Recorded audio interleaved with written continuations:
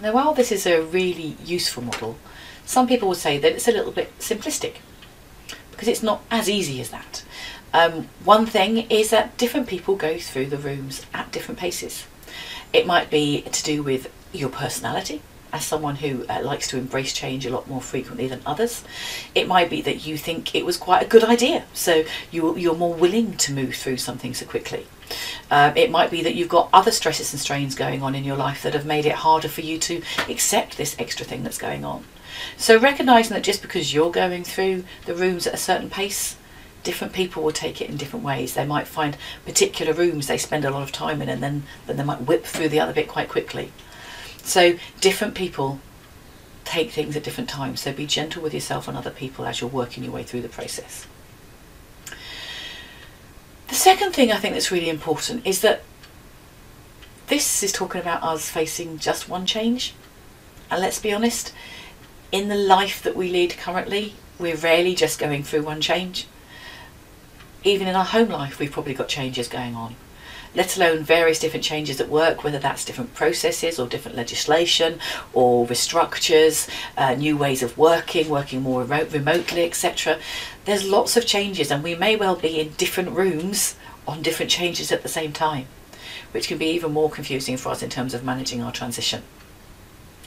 And so we might start finding that we make plans, but things don't exactly go to plan. So how often have you experienced this type of thing? You've got a plan, you know what you're doing, you're working your way through the rooms nice and happily, and then all sorts of other potholes and things happen in the way. There might be a change plan for the organisation, you might have your own transition plan as an individual, you might think you're merrily working your way through the rooms, and then something happens and things don't go to plan.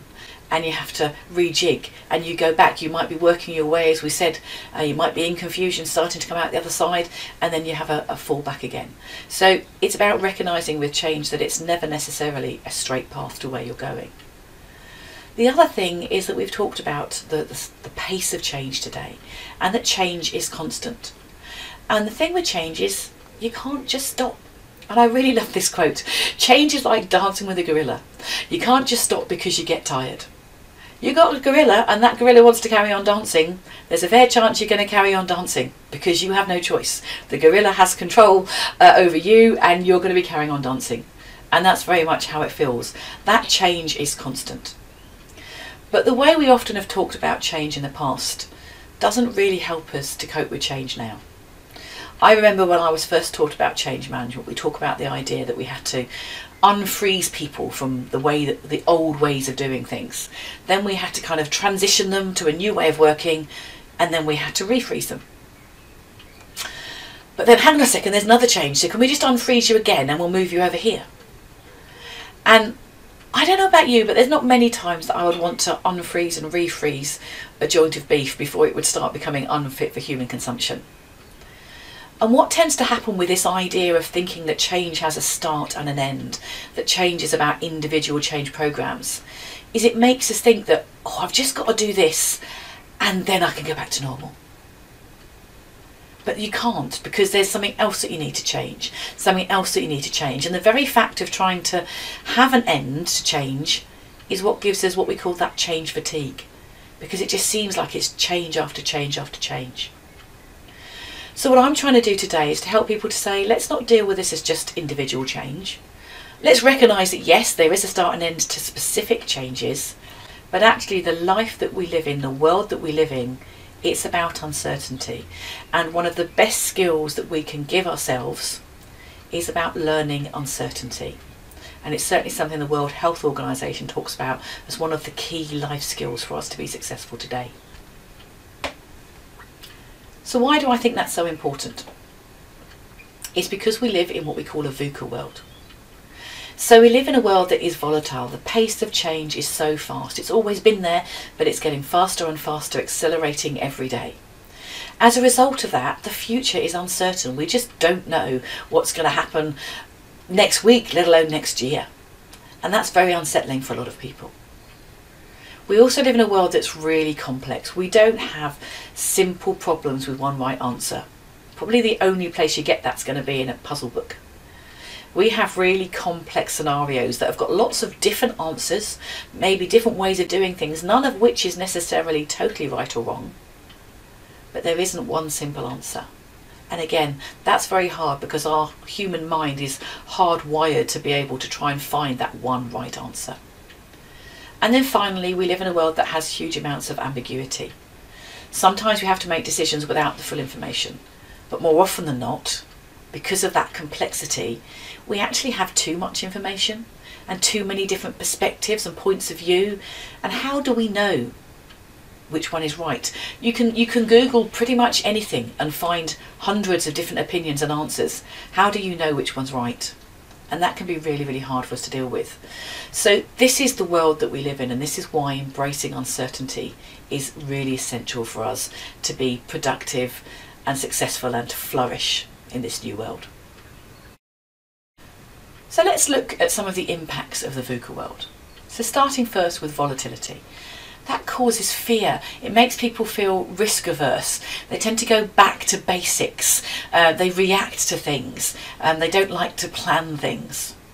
That uncertainty kind of causes that paralysis. People kind of often spend a lot of time and effort trying to get all of the information, to get all the right data out there, spend a lot of time trying to make sure we have got the right answer. But actually, quite often it isn't, and we waste a lot of time with that. That complexity, we try and find that one right answer, or sometimes actually finding a scapegoat for something, and usually it's not the right way to go. And with the ambiguity, we have doubt, we distrust ourselves, we distrust others, we hesitate. It can make it really hard for us to make good, effective decisions and ultimately then move to change. So all of this creates uncertainty. And I really like the expression, the misery of uncertainty is worse than the certainty of misery. Just take a moment to think about that. We would rather just know it's going to be rubbish and then we can do something about it. It's that not knowing that's awful. And they actually had some scientists at the Imperial College in London, and they did some research with people around pain on this. And they said to them, okay, we can either give you a really strong electric shock now, or you can know that you'll get a lesser shock, but it could happen at any point in the future and you're not going to know when it is.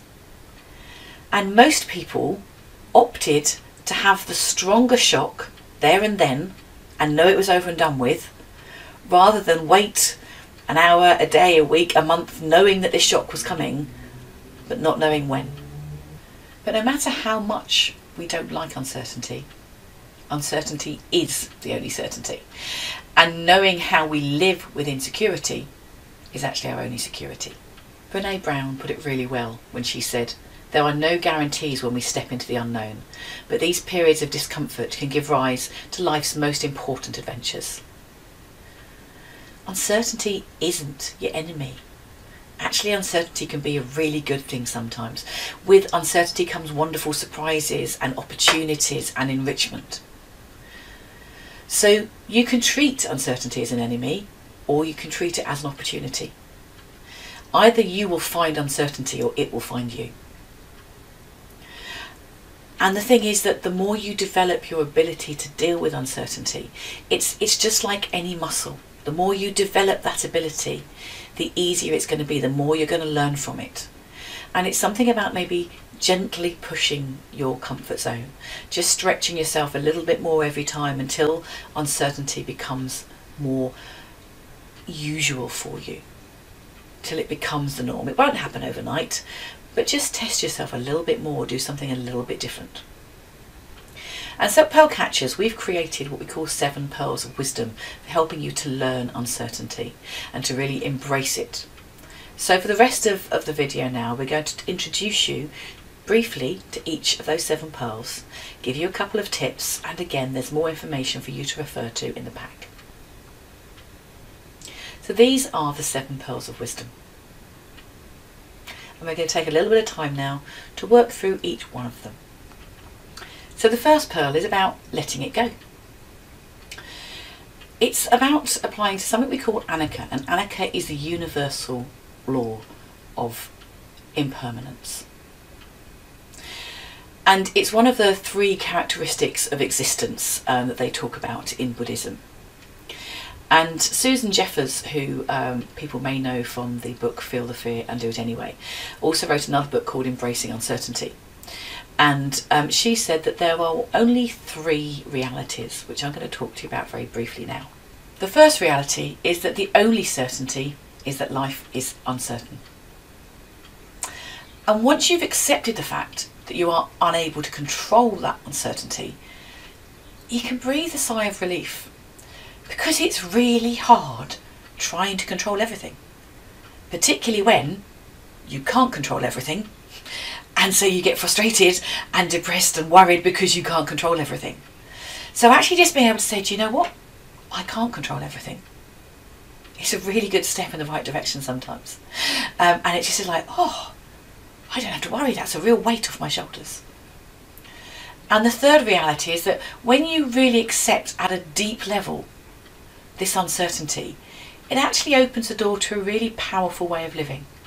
So accepting uncertainty doesn't mean that you're never going to make plans, you're never going to do things.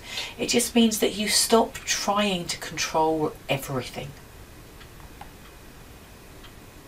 So taking that back now to the pearl number 1 around letting it go.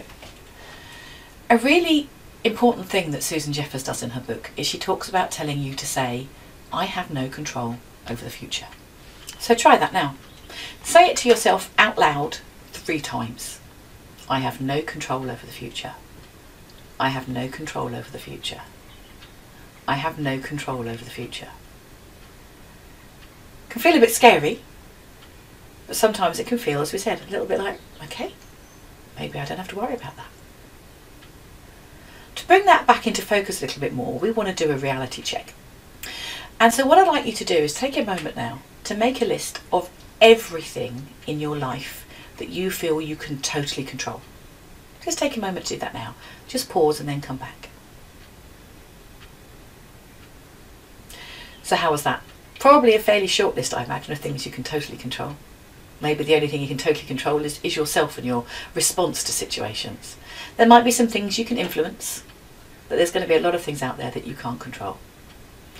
And are they things that you've spent a lot of time and effort trying to control in the past and getting frustrated because you can't? Just accepting that you can't control them and focusing on those things that you can about yourself can be really freeing. The next thing to do sometimes, it's an interesting exercise, is we call personalise your uncertainty. Now this is one of several exercises that I'm going to say up front some people may find challenging, because the nature of this is getting you to think in very different ways, and that is odd for us. But the whole nature of embracing uncertainty is we need to try things. We need to do them. So I'm not going to make you do everything, it's entirely up to you, but try some of these things. They are going to feel odd, but the more you do stuff like this, the easier it's going to feel. So this exercise here is about personalising it. So what I'd like you to do is to visualise your uncertainty as a human being. Okay, what is it they look like? So kind of think about, you know, their size, their height, the shape of their face, the colour of their skin, the colour of their hair, the colour of their eyes. What do they look like? What do they act like? What's the kind of things that your uncertainty is doing? Are they moving fast or slow? Are they quite intense, quite laid back and passive? Next, give your uncertainty a name. It doesn't even have to be a usual human being name. You can give it any name you like. Any word, you can make up a word. Give your uncertainty a name. And now take a bit of time to have a conversation with your uncertainty. Ask your uncertainty about what's going on. See what he's talking about. What are the kind of things that come up when you're talking to your uncertainty about how you feel, about how he feels, how she feels, about what's going on? What's uncertainty's reasons for doing things, for thinking things? And then actually at one point in the conversation, just stop and ask uncertainty, what do you want from me? It's a really interesting and, as I said, sometimes challenging exercise for people. But getting to know your uncertainty, getting comfortable with your uncertainty, really gives you a different perspective on it. So something to take away and do either now and come back to me after you've paused, or another time when you've thought about it. But it helps you to really understand some of the fears you have around uncertainty. Pearl number 2 is about discovering the power of maybe. There's a term called Sayat, which the Jain religion in India uses. And here we're talking about I think but I'm not sure. The way that they describe it as to the best of my knowledge at that time. So what it's saying is I don't ever know anything with 100% certainty because things change. But actually at the moment, this is what I'm thinking. This is my best guess based on what I think I know. This is what I think is the right thing to do. This is what I think is going on. But I recognise that maybe I don't have all the answers. Maybe something is going to happen that's going to change that. And the benefit of living in that kind of concept of Sayat is that it frees you up from your expectations. And expectations make it really hard for us because they set us up. They make us think something is bigger or more important than it is sometimes. And then when things don't happen the way that we expect, that's when we get disappointment, and that's when we find it hard to cope with changes. So it's not saying that you don't have a goal, but it's about saying this is my goal where I want to get to based on what I know now. It's not expecting everything to happen exactly in that way. We talked earlier in this session about the concept of square wheels, and Scott Zimmerman, who was the man who came up with the concept, had a sort of secondary heading under square wheels, which he said was, it's dangerous to know the answer.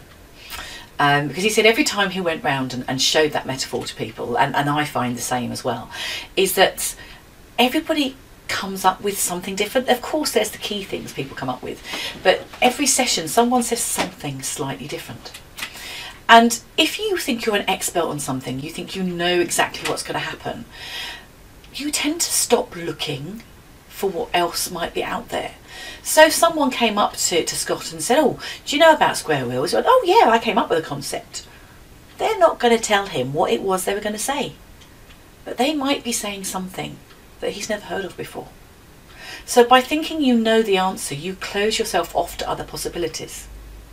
Because once you think you know the answer, you think something's important, then what your unconscious mind does is it starts to focus on things that prove what you're saying is right, and it starts to filter out those things that you don't think are right.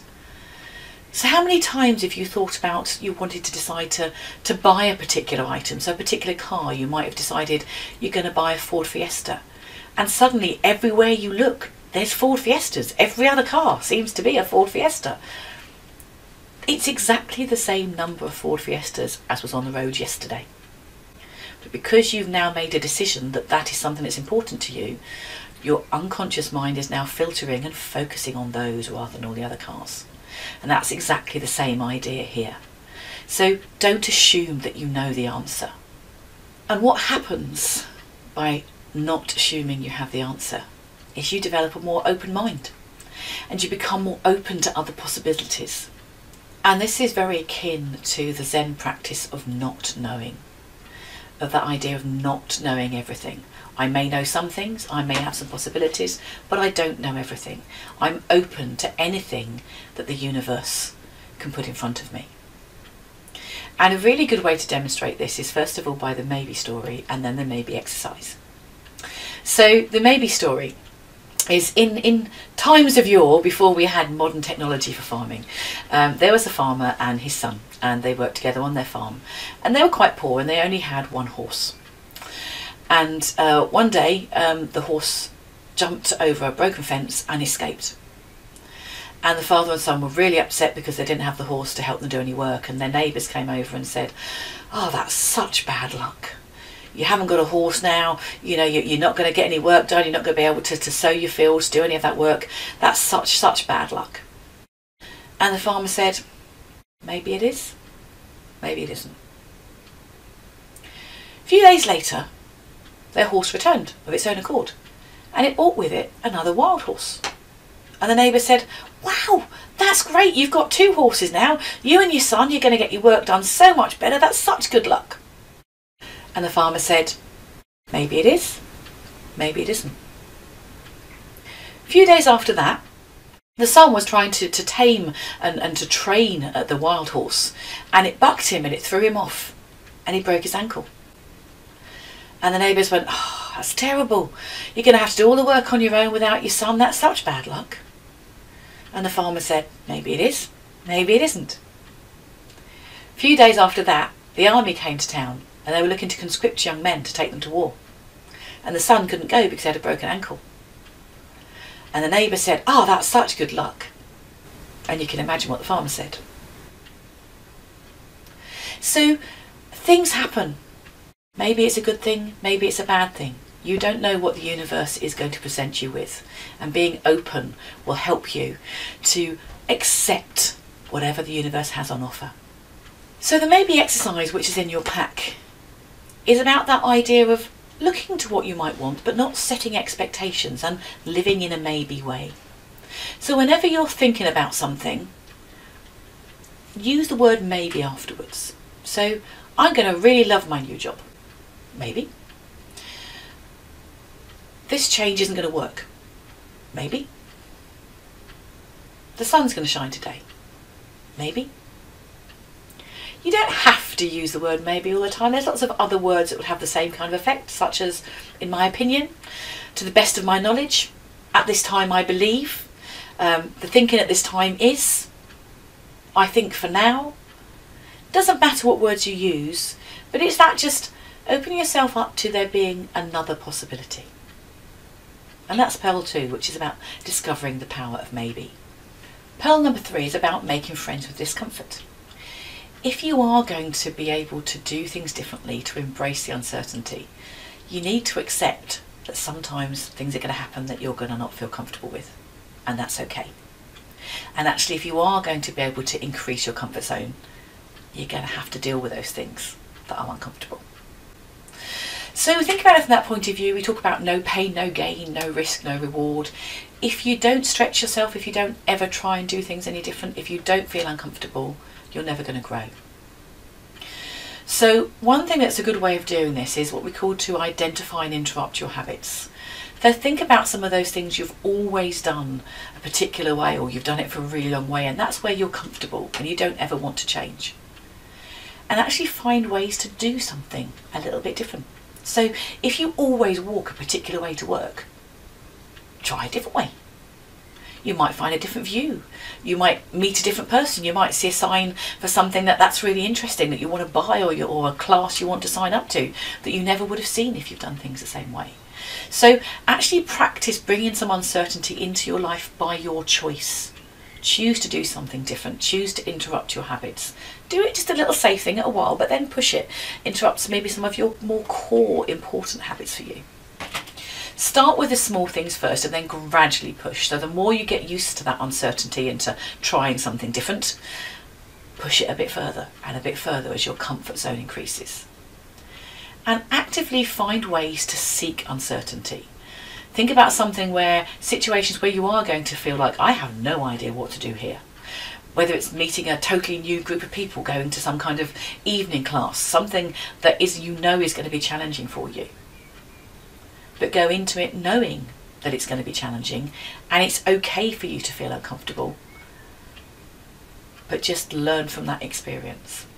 So that's Pearl number 3, which is about making friends with discomfort.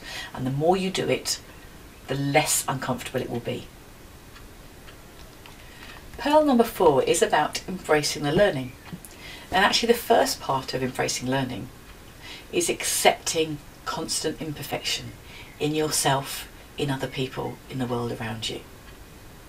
The idea of perfection is that one day everything is going to fall into place. Everything is going to be perfect. Everything will be okay, and it's never going to change for that. I'm going to be brilliant at everything. I'm going to have everything that I want. But the reality is that that isn't the world that we live in. Some days things are going to be good. We're going to learn from things we're going to gain. Some things we're going to lose. Things are not going to be as good in terms of what we're doing. There's no such thing as perfection as in having everything or knowing everything or being able to do everything perfectly. Accepting imperfection is about recognising that there's things that we can do differently. It's not about saying that we're bad. It's not about saying that we're not good enough. It's saying that we're not perfect at everything. But that gives you lots of possibilities of where you can be perfect. A key part of that is if you don't expect yourself to be perfect, you don't beat yourself up when things don't go the way that you planned, when you don't perform in something the way that you wanted to, when you don't know everything, when you don't pass a test. The really important thing is to take the learning from that. What can I learn? Where can I improve? Sometimes that learning might be, do you know what, this is something I just can't do. But I'm going to move on to something else that I can, and I'm going to be okay with that. So for me personally, I don't have a great sense of coordination. So there's some sporting activities that just don't fall into place for me. When I'm actually making things, trying to sew things, I can't do those kind of things. I've tried and I've got as good as I can be, but actually I recognise that that's an imperfection, if you like, in terms of it's something I can't do. But that's okay, because there's lots of things I can do. So where's something else I haven't tried? And let's try that and see where I can learn. And a really important thing in this aspect is not seeing things as a failure. The word fail is a really negative word. We talk about failing exams, failing tests, etc. But actually failing is part of that process of embracing the learning. So if we look at a baby doesn't suddenly jump up and learn to walk first time. It falls over, it makes mistakes. It's its first attempt in learning. So let's reframe the word fail as first attempt in learning. So what can you learn from this situation? I might learn that I can do it this way, I can do it that way. As I said, you might ultimately sometimes learn that I'm probably never going to be great at that, but that's okay, I can do other things instead. So don't treat failure as a bad thing. Treat failure as the next step on your journey to embracing the learning that the universe has to give you. Pearl number 5 is about increasing the odds. And I think those of you that are struggling with the idea of uncertainty will probably like this one. So embracing uncertainty doesn't mean that I just lay back and let things happen to me. There are some things you can do to increase the odds of getting what you want to have out of life. And here's some ideas of what you can do. So the first thing is reconnecting with the constants in your life. There are some things in your life that are unlikely to change, or certainly to change regularly. So whether that's about your home, your family, your mental capacity, the things that you enjoy in life, actually kind of give yourself some comfort with knowing that there are some things that are likely to be constant, certainly for the long term in your life. And use those as a comfort for you. Whenever you're struggling with some of the inconsistencies, remind yourself of some of those constants that you have. The second thing is to set an intent. Set a goal. Actually to start to think about, what is it that I want? There are all these possibilities in this open-minded world that we're talking about. But actually let's set an intent and think about, this is my goal. This is what I want to achieve. This is what is important to me. And by starting to focus on what you want, again without expectations, but this is what I hope for, then your mind again starts to refocus on those things and starts to find things that will help you get there. So be really clear on what your goal is. What does success look like for you? Daniel Goleman said in his book Focus, if everything worked perfectly, where would your life be in 5 years? It's a really interesting question to help you to create that intent. The next thing is to be prepared. Susan Jeffers said in her book, if you knew that you could handle anything that came your way, what would you possibly have to fear? So part of it is around that faith in yourself, but part of it is around saying, okay, let's think about what I might need to get me there. What are some things I might need to learn, I might need to be able to do? What are some steps that I need to take? Let's start making some plans and having some preparation. Recognising that things might happen and they might change. But if I've got my end goal and I've got some plans and some ideas, it's going to be much easier for me to get back on track. Another really important thing that we don't do often enough is tuning into our intuition. And I would say really our intuition is really just what's going on in our unconscious mind. So when suddenly thoughts come, you think, yes, that's what I want to do, and we don't always know why. Actually, it's because our unconscious mind has been working in the background to try and resolve a problem that's been going on for us. So people call it intuition. I call it your unconscious mind. But to do that, there's some things you really need to do. And the first thing is to focus on your highest good, to focus on that vision, what's really important to you, that intent. Spend some time, sometimes just quietening your mind. Whether that's doing some mindfulness activities, but just being present, not focusing on any one thing, just letting your mind drift. Times when you're sitting in the sun or laying in the bath, those are really good times for doing that. Once you've got that quiet time, actually ask your unconscious mind some questions. Ask what we call wide questions that help you to tune in. So, where would you have me go?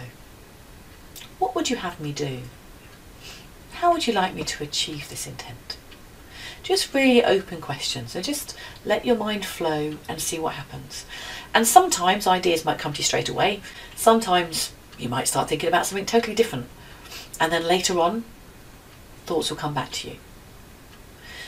Turn your thoughts over to your unconscious mind. Actually say to your unconscious mind, I'm not quite sure how to do this. Can you have a think about it for me and let me know? It's like talking to a valued friend. That's what happens. Actually instruct your unconscious mind to focus on those things that are really good for you, those things that you want to do, the place that you want to go, and help your unconscious mind, let your unconscious mind find the way to it. So a few other techniques that work with really helping to get your unconscious mind on side. The first thing is to get out of your own way. So rather than be saying, what should I do? Talk about it in a third person. So what should Sharon do in this situation? Listen to the whispers. So quite often these little voices in your head, that's your unconscious mind.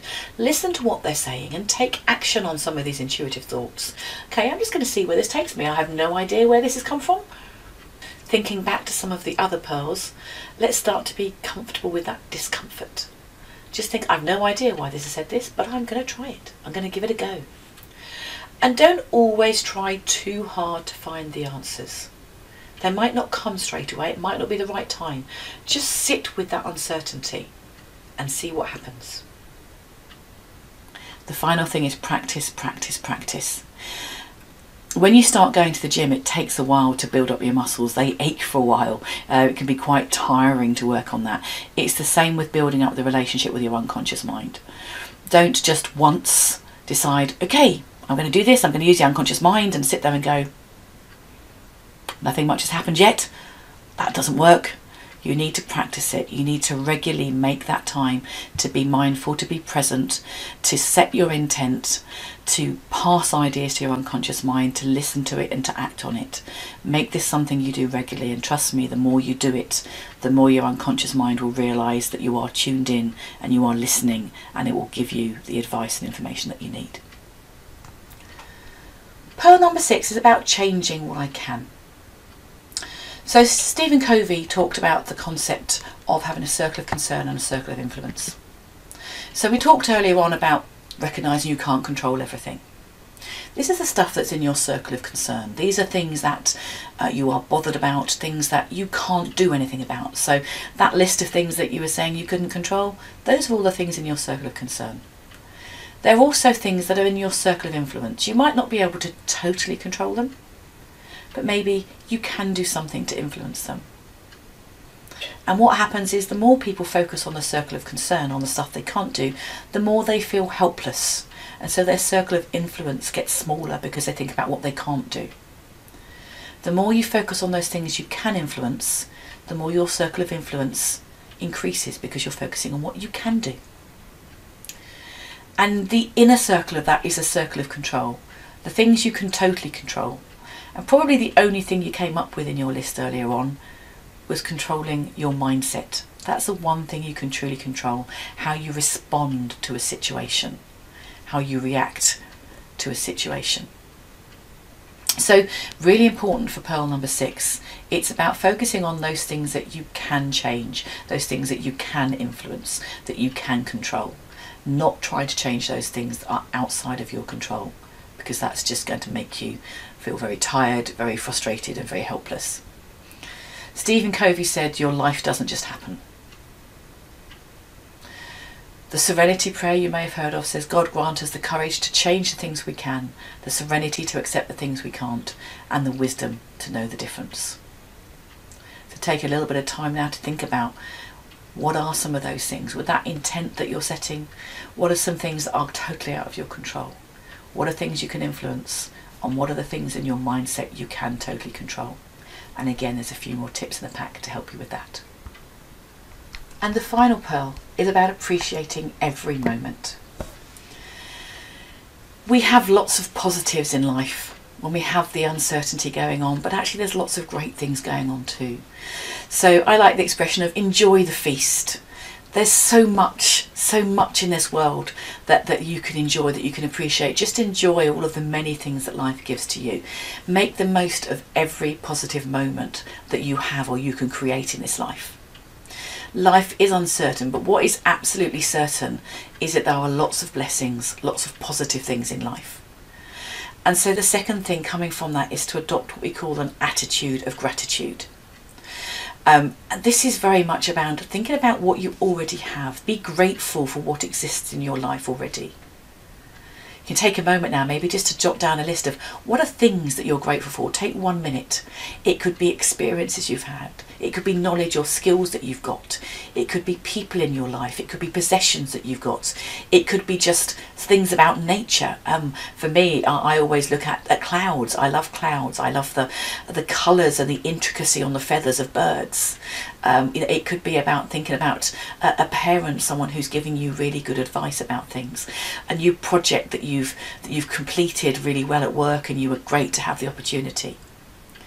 And a really good way to help you to really get that is at the end of every day, just take a couple of minutes to write down 3 things that you are grateful for. Could be 3 things that happened in that day. It could just be 3 things generally. And if you write them down every day for a month in a journal or in a Word document, and then read them back at the end of the month, that's going to show you how much great stuff there is in the world that you have already. You don't need to be certain. You might even want to look back on some of those things and say, how many of those things actually were uncertainties at the beginning of the month? How many things did I not realise? Didn't know I was going to see that. I didn't know that was going to happen to me. Really appreciate and be grateful for everything that happens in our life. Another thing is about making it a good news world. There is so much bad news everywhere. We don't even just have it on the television and the papers now, social media. We're constantly getting inundated with a lot of news, which is generally bad news, negative stuff. So try and make it a good news world. Part of that might be by limiting how much time you spend looking at the media, but try looking for the positives. Try and find some good news stories. Might be out there in the wider world, might be your own good news stories. What are things that happened that are great? Try and share some positive news with yourself and with other people, because actually when you start to give out positivity, it's amazing how quickly you get positivity back. And finally, practice mindfulness. We live in a very, very fast-paced world where people are constantly rushing from one thing to another, and we don't often take the time just to stop and be present and notice everything that's going on around us and to really appreciate what's there. Just to experience the world without any kind of judgment, without having to make plans, without having to rush on to the next thing. And there's an awful lot of really good resources you can use that can help you to build up your mindfulness practice. John Kabat-Zinn, who's one of the gurus around mindfulness, he was given a talk and people said to him, well, how long do I need to meditate for? How often do I need to do mindfulness? And he said, on average, you probably need 10 to 15 minutes at least twice a day. And at one of his sessions, a man came up to him and said, no, I'm sorry, I'm a really busy person. I run my own organisation.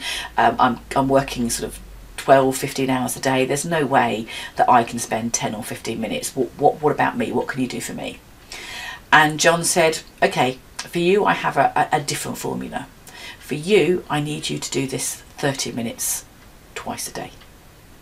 So the more you think you don't have time to stop and be mindful, the more you need that to be able to stop your mind going in that constant hamster wheel, so you can stop, step back, think about what's important. You can set your intent, you can be open to what's out there, you can take the learning, and you can appreciate all the great things that are in the world today. So these are our 7 pearls of wisdom for learning and embracing uncertainty. So take a little bit of time now to have a look and figure out which of the ones that you possibly need to do a little bit more work on. I recognise that there are a lot of activities within there, and there are more activities within the pack, and some of those are going to be uncomfortable because it is about dealing with uncertainty. And the one thing about uncertainty is that it is going to be uncomfortable, certainly to start with. But make friends with that discomfort and try some of these things out. I hope that you found this session useful, and please do take time to have a read through the workbook and any other resources or support that's available to you, so that you can really make the most of the learning that's here and apply it to you and your situations. And hopefully as a result, you'll be in a much better position to be able to embrace change and uncertainty. Thank you.